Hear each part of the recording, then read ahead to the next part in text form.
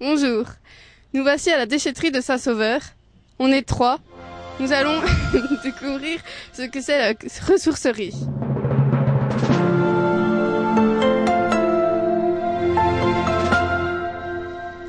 Bonjour Tony. Bonjour Mélanie.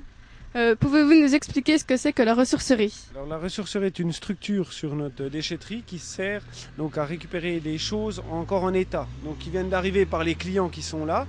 Et on a une personne qui est habilitée, donc un ressourcier, qui se permet donc d'aller voir les gens, d'expliquer que c'est récupéré et donc ce qui est en état. Pouvez-vous nous montrer concrètement comment ça fonctionne? Donc oui, je vais vous montrer. Donc vous voyez, on a un gardien qui est là, donc qui explique aux gens ce qui est à récupérer et à jeter. Donc ce qui est récupéré pour la ressourcerie par le gardien ressourcier, venez avec moi, je vais vous montrer. Donc se trouve dans cette structure qui est la ressourcerie.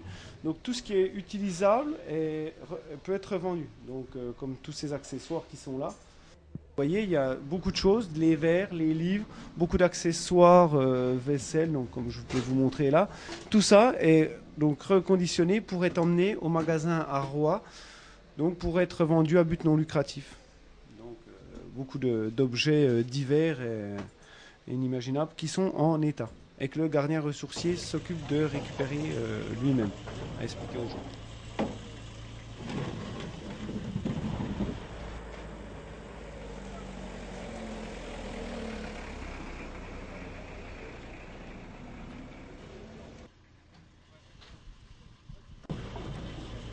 Non, juste l'autre grosse là. Vous voulez quoi?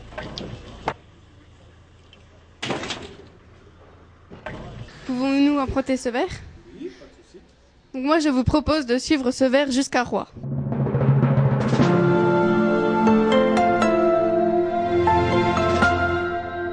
Vous vous rappelez de ces verres? On va voir ce qu'on peut en faire, suivez-moi. Bonjour, donc vous êtes le responsable de cette ressourcerie et je voudrais savoir qu'est-ce qu'on peut faire de ça? Donc c'est un bon exemple d'objet qu'on peut collecter effectivement en déchetterie. Donc on va vérifier qu'il n'est pas ébréché ni rayé pour ensuite le laver pour le revendre.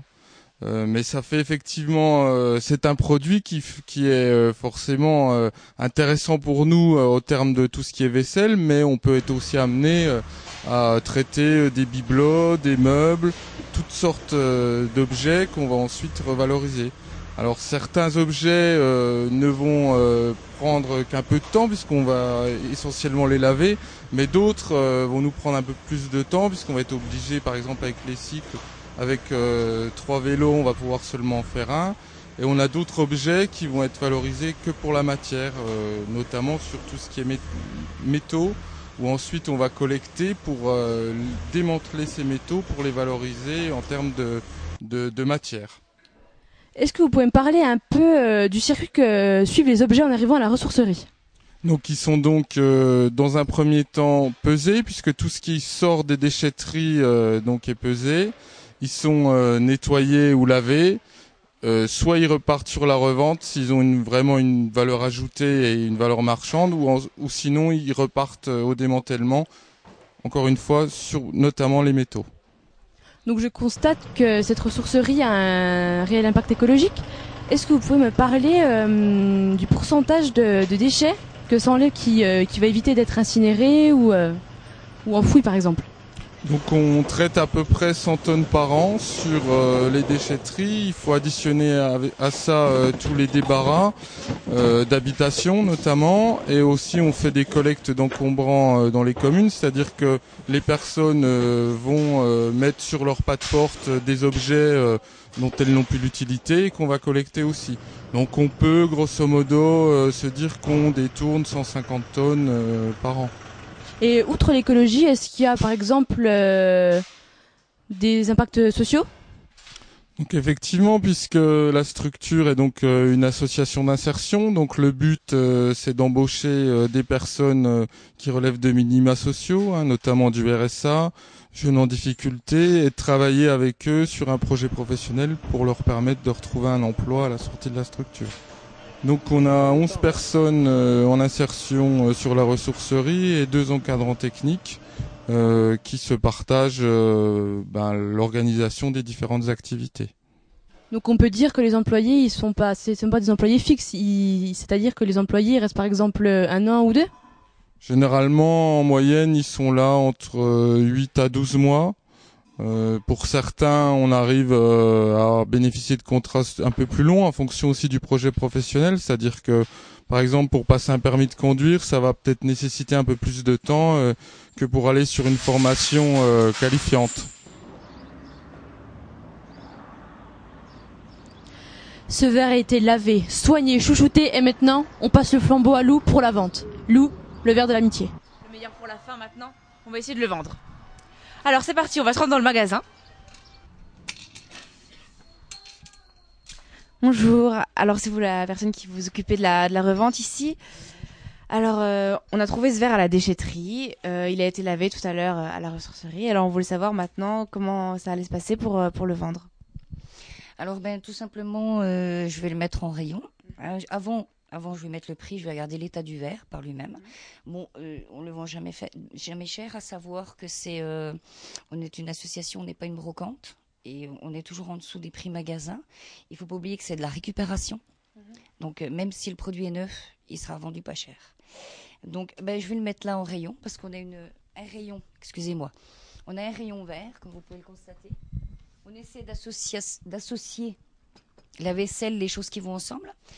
On a de la vaisselle, on a mis une partie pommes. Quand je dis pommes, c'est tout ce qui est appareil électroménager électronique, ce qui se vend très bien. On a beaucoup de demandes. On fait les habits, beaucoup de vêtements. On a même des vêtements de marque.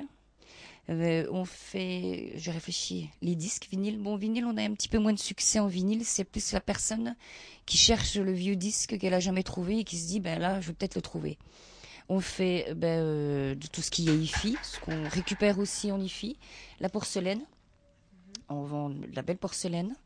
On a beaucoup de bibelots parce qu'on a énormément aussi de demandes en bibelots. C'est d'ailleurs la chose qu'on vend le plus. On a beaucoup de choses diversifiées. Je veux dire, il y a des peluches, on essaie de mettre des jouets. Il y a un petit peu de tout. Il y a des meubles, vous avez dû le constater. Donc en fait, le but est pas de vendre cher, le but est de vendre. L'importance aussi du produit par lui-même, c'est que c'est un produit qui a une deuxième vie. Et ça, c'est quelque chose qu'il faut bien tenir compte.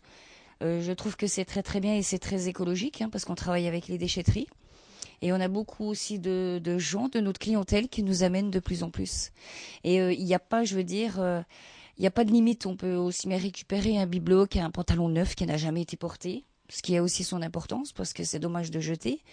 On a vraiment, vraiment de tout. Et en clientèle, on touche à toute la clientèle. Alors, quand je dis toute la clientèle, on peut avoir la personne en difficulté, comme on peut avoir la personne qui cherche le petit bibelot rare qu'on va pas trouver ailleurs. On a des brocanteurs. On a du client aussi bien féminin que masculin. Donc, le masculin, c'est plus les outils, tout ce qui se rapporte à l'outillage, les anciens meubles.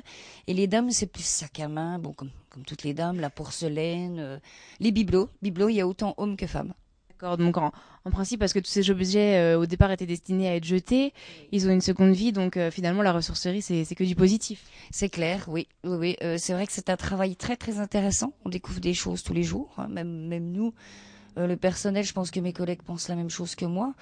C'est la caverne d'Ali Baba, quoi. On ne sait jamais ce qu'on va recevoir, on ne sait jamais comment on va réagir. C'est vrai que quelquefois je reste devant un produit, je me dis, il y a même des choses où je ne sais pas ce que c'est.